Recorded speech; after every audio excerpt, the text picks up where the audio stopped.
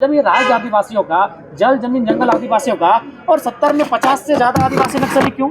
किन कारणों से एक भोला भाला आदिवासी नक्सली गतिविधियों की ओर अग्रसर हुआ कि उनके जो अबुआ राज में बबुआ हैं, अगर वो टाइट नहीं होंगे तो आने वाले कुछ वर्षों में एक नए किस्म का नक्सल आएगा आपके सामने। वो जंगलों में ना होगा, वो बंदूकों के साथ ना होगा, उसके दिल और दिमाग में आक्रोश होगा। ना उस पहाड़ की जरूरत आम व्यक्ति को है, ना उस पहाड़ की जरूरत पुलिस को है। उस पहाड़ में जो खनिज है उसकी जरूरत पूंजीपतियों की है। सरकार अगर किसी को उपहार में 2,500 रुपए देगी तो उसी समय कोई बहन खड़ा होकर कहेगी कि हम 8 घंटे श्रम कर रहे हैं तो हम कम से कम उससे दोगुना राशि लेने का हकदार रखते हैं। करप्शन की उपज कहीं ना कहीं सिस्टम की उदासीनता है और उस सिस्टम में बैठे लोग सरकार की नहीं सुन रहे हैं। आप उनका 5 साल पहले की आर्थिक स्थिति और आज की आर्थिक स्थिति जो है उसका तुलनात्मक अध्ययन करें, आप जमीन और आसमान का अंतर पाएंगे। और उसका कारण एक ही है, कोयले की अवैध तस्करी में संलिप्तता।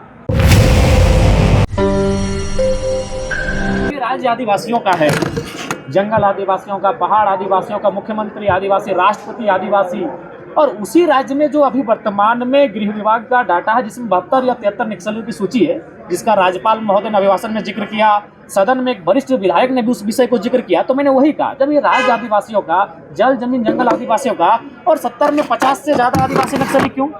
किन कारणों से एक भोला भाला आदिवासी नक्सली गतिविधियों की ओर अग्रसर हुआ?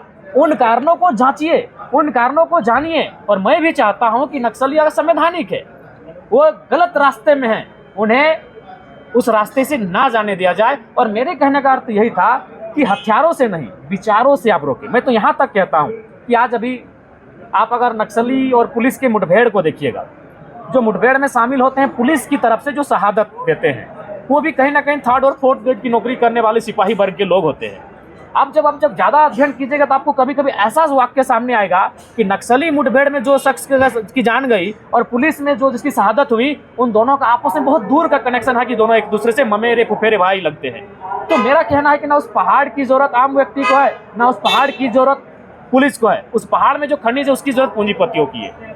तो मैं उस विषय को कह रहा था कि आज चूंकि राज्यपाल महोदय ने भी अपने अभिभाषण में नक्सलियों के नियंत्रण पर जिक्र किया है, तो मैंने यहाँ तक कि मैंने वर्तमान सरकार को भी इस पर विशेष नहीं कहा, मैंने दोनों को कहा कि इसमें दोनों सरकारों का श्रेय अगर नियंत्रण में है। मैंने दोनों सरकारों को कहा, बल्कि मैंने अब तक की सरकारों को कहा। तो जब तक पूरा एक्सप्लेनेशन मैं ना कर पाऊँ, जब तक मुझे 5-7 मिनट बोलने का अवसर नहीं मिलेगा, तब ये क्योंकि ज्वलंत मुद्दा है। आप लाख बजट पारित करें, अगर वो बजट अगर धरातल पर ना पहुंचे, अभी आप मान के चलिए पारसनाथ एक्शन प्लान के तहत जो उस तराई में या दलमा या आपका सारंडा के जंगलों की तराई में जो डेवलपमेंट के कार्य करते हैं, तो काम तो बाधित होता है, नक्सलियों के कारण वो कार्य बाधित होता है। तो ये बजट का ही अंग था, मैं जो एक्सप्लेन कर रहा था वो बजट डिस्टर्बेंस का अंग था। तो इसीलिए मेरा मानना था और मेरा तर्क यही था सरकार को कि सरकार को सबसे पहले ये चाहिए कि उनके जो अबुआ राज में बबुआ हैं, अगर वो टाइट नहीं होंगे तो आने वाले कुछ वर्षों में एक नए किस्म का नक्सल आएगा आपके सामने। वो जंगलों में ना होगा, वो बंदूकों के साथ ना होगा, उसके दिल और दिमाग में आक्रोश होगा। एक नए टाइप का, एक नए पैटर्न का इस सिस्टम से एक बगावत करता हुआ कोई एक नया संगठन दिखेगा। तो इसीलिए मैंने कहा, चूंकि आज जब से सदन चल रहा है, करप्शन महत्वपूर्ण मुद्दा रहा है और वो करप्शन की उपज कहीं ना कहीं सिस्टम की उदासीनता है और उस सिस्टम में बैठे लोग सरकार की नहीं सुन रहे हैं। तो ये मेरा तर्क था। लेकिन उससे पहले स्पीकर महोदय ने कहा कि जयराम जी आज आपका समय नहीं है, तो मैंने कहा कि आसन की गरिमा है अध्यक्ष महोदय, आसन का सम्मान है, लेकिन जिस दिन फिर हम खड़ा होंगे इस बात को पूरा पुनः दोहरा के ही जाएंगे। इसका क्या समाधान है जयराम जी? ऐसी स्थिति क्यों? देखिए, ऐसी स्थिति का कारण यही कि जो भी सरकारी पदाधिकारी हैं उन्हें अपनी जो सैलरी है उसे आत्मसंतुष्टि करनी चाहिए। जब तक वो अपनी सैलरी से आत्मसंतुष्टि नहीं करेंगे तब तक नहीं हमें लगता है कि इस राज्य को आप सुचारू रूप से चला पाएंगे। ये कोयले का अवैध जो अवैध कोयला की कालाबाजारी हो रही है, उसमें क्या कमी आई है सरकार से या और बढ़ा है आपने? नहीं, देखिए, हमारे खिलाफ ख्याल से बढ़ा है। क्योंकि देखिए, एनडीए की गवर्नमेंट में क्या होता था कि ऐसा नहीं कोयला का कार्य नहीं होता था, लेकिन उसमें क्या होता था कि जो टॉप लोग लेवल के नेता होते थे वे लोग करते थे। लेकिन वर्तमान की सरकार ने किया कि उनका पार्टी का प्रखंड अध्यक्ष भी उस सिंडिकेट में पूरे धड़ल्ले से शामिल है। आप चाहें तो जाके सर्वे कर लें, जो सत्ता पक्ष के पार्टी के प्रखंड अध्यक्ष के नेता हैं, आप उनका 5 साल पहले की आर्थिक स्थिति और आज की आर्थिक स्थिति जो है उसका तुलनात्मक अध्ययन करें, आप जमीन और आसमान का अंतर पाएंगे। और उसका कारण एक ही है, कोयले की अवैध तस्करी में संलिप्तता। जी जी, ऊपर से लेके नीचे तक सब जवाब मिला। देखिए, जवाब जैसे कि वित्त मंत्री महोदय जवाब दे रहे थे और सदन के एक वरिष्ठ नेता भी हैं, वित्त मंत्री भी हैं और सुलझे हुए इंसान हैं, लेकिन मैं उनके जवाब को उन्हीं के क्षेत्र में ले जाता हूं। वो पलामू क्षेत्र से आते हैं, पलामू प्रमंडल से, और हमें लगता है कल के ही अखबार में मैंने पढ़ा कि एक डीएसपी को बालू जो अवैध तस्करी करते हैं, अवैध कार्य करते हैं, उन्होंने डीएसपी को घायल कर दिया। बागमारे की घटना आपसे छुपी नहीं है, कुछ दिन बाद फिर थानेदार के हाथ को तोड़ा गया, ये घटना आपसे छुपी नहीं है। तो ये चीज़ें तो चीख चीख के कह रही है कि सिस्टम और विधि व्यवस्था किस दिशा में है। सरकार, देखिए, सबसे पहला बात है, सरकार ईगो में है कि भाई हम सरकार में अपनी खामियों को क्यों स्वीकारें। मेरा कहना है वही सरकार बेहतर होती है जो अपनी गलतियों को स्वीकारे कि हाँ, ये गलतियां हम में हुई हैं। ठीक है, आप सदन में मत स्वीकारिए। मेरा कहना है सरकार के जो मंत्री हैं वो सदन में ना स्वीकारे कि हम भूल कर रहे हैं, लेकिन आप जब कैबिनेट में बैठते हैं, जब कैमरा ना होता है, जब मीडिया नहीं होती है, उस समय स्वीकारे कि हाँ, ये असुविधाएं इस राज्य में है जो राज्य की जनता के लिए खेद है।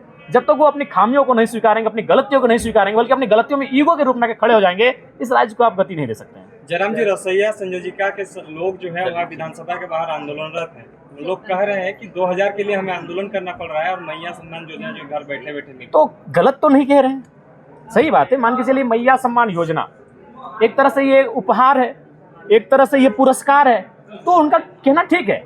पुरस्कार से तो ज़्यादा उनको मिलना चाहिए जो श्रम कर रहे हैं, क्योंकि मैया सम्मान योजना की राशि जिस बहन को जा रही है, मैंने पहले भी तर्क दिया था, 45 से ऊपर का मैं 40-45 के जो ऊपर है उनका मैं समर्थन करता हूं, और बाकी जो लगे उनको स्कॉलरशिप के रूप में मिले, मैं आज भी उस बात पर अडिग हूं, चाहे मेरा वोट का क्या है मतलब नहीं है, लेकिन उनका भी तर्क सही है कि ये उपहार के रूप में इनको 2500 रुपये दे रहे हैं और वो श्रम कर रहे हैं, लगभग 8 घंटे श्रम कर रहे हैं, चाहे वो रसोईया हो, पोषण सखी हो, जल सहिया हो, सेविका हो, सहायिका हो, स्वास्थ्य सहिया हो, वो श्रम कर रही है। तो जाहिर सी बात है, अगर किसी को आप उपहार में, यही चूंकि सरकार का विषय है, सरकार अगर किसी को उपहार में 2500 रुपये देगी, तो उसी समय कोई बहन खड़ा होकर कहेगी कि हम 8 घंटे श्रम कर रहे हैं, तो हम कम से कम उससे दोगुना राशि लेने का हकदार रखते हैं। आप उनको दीजिए 2.5। अगर आप मैया सम्मान योजना चूंकि अपने सरकार बना लिए, वो आपका मुख्य एजेंडा था चुनाव जीतने का, तो चूंकि अगर आप मैया को 2500 रुपये देते हैं, तो जो लोग श्रम कर रही हैं, चाहे वो कोई रहे, आंगनबाड़ी की रहे, जल सहिया रहे, स्वास्थ्य रहिया रहे, पोषण सखी रहिया, रसोईया रहे,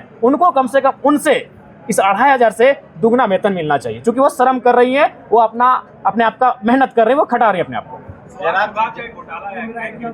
जी, ये तो काफ़ी दुर्भाग्यपूर्ण है। ये रिपोर्ट अभी 2020, जब वो कोरोना का काल था, जब हमें लगता है कि एक आम व्यक्ति के साथ साथ शायद पत्रकार बंधुओं ने आपने भी एक टीम बनाया होगा, और आप लोग गांव-गांव मास्क लगाकर, हाथ में ग्लव्स लगाकर गए होंगे, लोगों की सेवा की होंगे, आप एक दूसरे से डोनेशन कलेक्ट किए होंगे, और उस समय जो राशि अगर सरकार को मिलती है और उसमें अगर घोटाला होता है, तो ये तो मतलब इसमें तो कोई उत्तर ही और मैंने कहने लायक ही नहीं बचता है। जयराम जी, डांग मिसाइल से वसूला नहीं रहा है।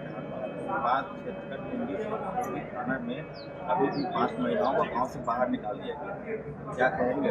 देखिए, ये बिल्कुल अमर्यादित है, असंवैधानिक, अमानवीय है, और सरकार को चाहिए विशेष इस बात को संज्ञान में लेते हुए जो लोग दोषी हैं उन पर कार्रवाई करें, क्योंकि आज 21वीं सदी में इस लोकतांत्रिक भारत में डांड, पिशाच, ये भूत प्रेत, ये विषय नहीं होने चाहिए। इन विषयों पर लोगों को प्रताड़ित नहीं करना चाहिए। ये बहुत ही दुखद है और खेदजनक। ठीक है, थैंक यू। 1 महीना चलेगा सदन, और भी बचा के रखा जाएगा। लोगों को भगा दिया पूरे गाँव में। देखिए, जो भी रहे, एक सप्ताह से बाहर नहीं, जो भी रहे, जो गलत है सो गलत है। इसे सब लोग एक जैसे नहीं होते हैं, जो लोग किए हैं वो जो भी किए ये गलत है, और गलत लोगों पे कार्रवाई होनी चाहिए। जयराम जी, एक सवाल है कि स्वास्थ्य व्यवस्था जो है वो तरीके से सदर अस्पताल, रेफरल अस्पताल बन गया है, एक पैरासीटामोल का सेंटर बन गया है, क्या कहेंगे? सरकार कहती है कि हम पूरी तरीके से जो योजना उतार रहे हैं, आप लोगों को स्वास्थ्य लाभ नहीं मिल रहा। देखिए, मेरा मानना है कि बिल्कुल ये आम व्यक्ति की जरूरत से जुड़ा हुआ विषय है स्वास्थ्य। मैंने सुझाया भी है कि कम से कम और 2-3 नई बीमारियों को आप असाध्य रोग, जो मुख्यमंत्री का असाध्य रोग का उपचार हेतु जो फंड दिया जाता है जिला को, उसमें और 2-3 बीमारियों को सर्वे करते हुए ऐड किया जाए। और ये तो जग जाहिर है कि आज स्वास्थ्य की स्थिति क्या है। हमें लगता है कि आज जो बजट अभी प्रस्तुत होगा उसमें हमें लगता है कि प्रमंडल स्तरीय में रिम्स जैसी सुविधाएं होनी चाहिए, क्योंकि हमें लगता है कि आप अगर रिम्स को जाकर देखेंगे तो बहुत ही पीड़ादायक स्थिति में रिम्स खुद है। तो इसीलिए कम से कम प्रमंडल स्तरीय इस बजट में कम से कम एक नया रिम्स आए, ये सरकार को पहल करनी चाहिए। धन्यवाद।